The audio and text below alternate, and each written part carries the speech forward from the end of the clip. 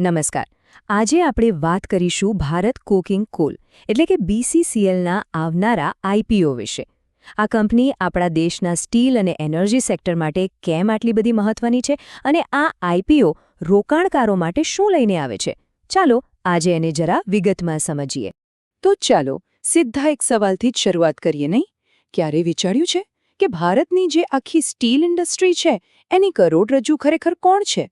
બસ આ સવાલનો જવાબ જ આજના આપણા આખા વિશ્લેષણના કેન્દ્રમાં છે. અને એનો જવાબ છે ભારત કોકિંગ કોલ લિમિટેડ, જેને આપણે ટૂંકમાં BCCL કહીએ છીએ. જુઓ, આ ખાલી કોલ ઇન્ડિયાની એક સબસિડિયરી નથી. આને તો સરકાર તરફથી મિની રત્નનો દરજ્જો મળેલો છે. એટલે સમજી લો કે ઇન્ડસ્ટ્રીમાં આ એક બહુ મોટું અને મહત્વનું નામ છે. તો ચાલો સૌથી પહેલાં એ સમજીએ કે આ કંપની કરે છે શું, એનો બિઝનેસ શું છે અને એને સ્ટીલની કરોડરજ્જુ કેમ કહેવામાં આવે છે. જુઓ, કોલસો એટલે ખાલી કોલસો નહીં, એના બે મેઇન પ્રકાર છે. એક છે થર્મલ કોલ, જે આપણે બધા જાણીએ છીએ, પાવર પ્લાન્ટમાં વીજળી બનાવવા વપરાય. પણ બીજો અને જે અહીં સૌથી મહત્વનો છે એ છે કોકિંગ કોલ. આ વગર સ્ટીલ બની જ ન શકે. અને બસ આ જ BCCLનો મેઇન ધંધો છે, કોકિંગ કોલ કાઢવો અને સપ્લાય કરવો. હવે જરા આ નંબર પર નજર નાખો, 58.5%. આ શું છે ખબર છે? ફિનાન્શિયલ યર 25માં ભારતમાં જેટલો પણ કોકિંગ કોલ બન્યો ને એમાંથી અડધાથી પણ વધારે એટલે કે 58.5% એકલી BCCLએ બનાવ્યો હતો. આને કહેવાય માર્કેટ પર પકડ. એક મોટી વાત સમજવા જેવી છે. ભારતને જેટલો કોકિંગ કોલ જોઈએ છે ને એમાંથી લગભગ 90% તો આપણે બહારથી મંગાવીએ છીએ. વિચારો કેટલી મોટી નિર્ભરતા છે. અને બસ અહીં જ BCCLનું મહત્વ વધી જાય છે. સરકારનું જે આત્મનિર્ભર ભારત મિશન છે ને એમાં આ આયાત ઘટાડવાની જવાબદારી મોટાભાગે BCCLના ખભા પર છે. તો પછી આ કંપનીની અસલી તાકાત શું છે? કઈ બાબતો એને આટલી મજબૂત બનાવે છે? ચાલો એ જોઈએ. સૌથી પહેલી વાત તો એ કે આ માર્કેટ લીડર છે 58.5% શેર સાથે. પછી ભારતમાં જે બેસ્ટ ક્વોલિટીનો કોકિંગ કોલ છે, જેને પ્રાઇમ કોકિંગ કોલ કહેવાય, એ બનાવનાર આ એકમાત્ર કંપની છે, બીજું કોઈ નહીં. એમની પાસે 791 કરોડ ટનનો જબરદસ્ત રિઝર્વ છે. અને કોલસાને સાફ કરવાની એટલે કે કોલ વોશિંગની કેપેસિટી પણ ભારતમાં સૌથી મોટી એમની પાસે જ છે. અને હા, ઉપરથી કોલ ઇન્ડિયા જેવી મોટી કંપનીનો હાથ તો છે જ. અને પરફોર્મન્સની વાત કરીએ તો ફાઇનાન્શિયલ યર 24 તો એમના માટે રેકોર્ડ બ્રેક રહ્યો. અત્યાર સુધીનું સૌથી વધારે પ્રોડક્શન અને સૌથી વધારે સપ્લાય બધું એ જ વર્ષે થયું. આ બતાવે છે કે કંપની ઓપરેશનલી કેટલી મજબૂત છે.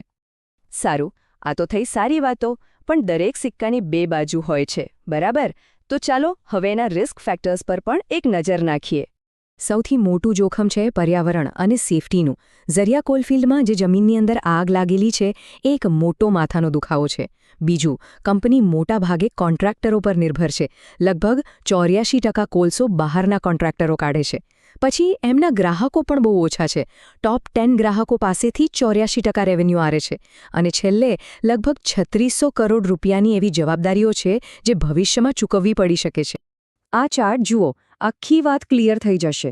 એમની લગભગ 75% આવક આવે છે પાવર સેક્ટરમાંથી અને 18% સ્ટીલ સેક્ટરમાંથી. એટલે કે બધો આધાર આ બે સેક્ટર પર જ છે. હવે વિચારો, જો આમાંથી કોઈ એક સેક્ટરમાં પણ મંદી આવે તો કંપની પર સીધી અસર થાય. ઓકે, તો હવે વાત કરીએ ફાઇનાન્સ અને વેલ્યુએશનની. આંકડા શું કહે છે? ચાલો જોઈએ. ફાઇનાન્શિયલ યર 25માં એમની આવકમાં થોડો લગભગ 3%નો ઘટાડો થયો હતો. પણ એનું કારણ હતું ભારે વરસાદ, જેનાથી પ્રોડક્શન પર અસર પડી હતી. અને આ ઘટાડો પણ એક સારા ગ્રોથના પીરિયડ પછી આવ્યો છે, તો એ પણ ધ્યાનમાં રાખવું રહ્યું. પણ હા, એક વાત છે જે થોડી ચિંતાજનક છે, એ છે એમના રિસીવેબલ ડેઝ. એટલે કે ગ્રાહકો પાસેથી પૈસા પાછા આવતા કેટલો સમય લાગે છે. જુઓ, SY 24માં 25 દિવસ લાગતા હતા, FY 25માં એ વધીને 40 દિવસ થયા અને સપ્ટેમ્બર 2025 સુધીમાં તો 60 દિવસ. આ ટ્રેન્ડ સારો નથી, કેશ ફ્લો પર અસર કરી શકે છે. પણ સામે સારી વાતો પણ છે, જેમ કે કંપની ભવિષ્ય માટે જોરદાર રોકાણ કરી રહી છે.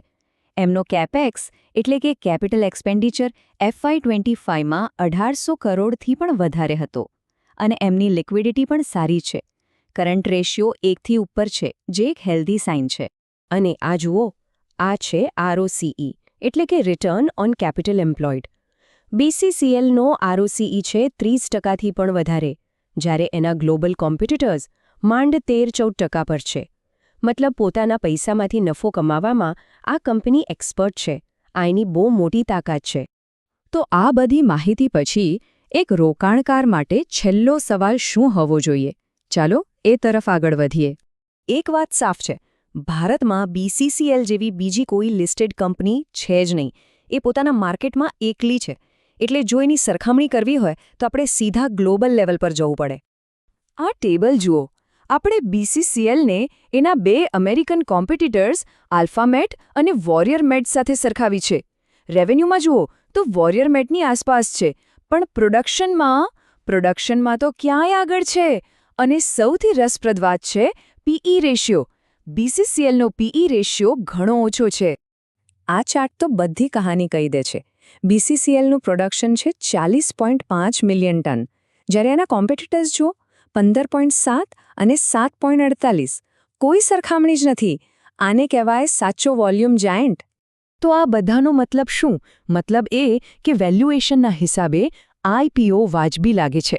લગભગ 8.65નો PE રેશિયો, જ્યારે ગ્લોબલ કંપનીઓ 14થી 19ના PE પર છે. એનો અર્થ એ કે IPOની કિંમત બહુ વધારે નથી રાખવામાં આવી. તો હવે આખી વાતનો સાર શું છે?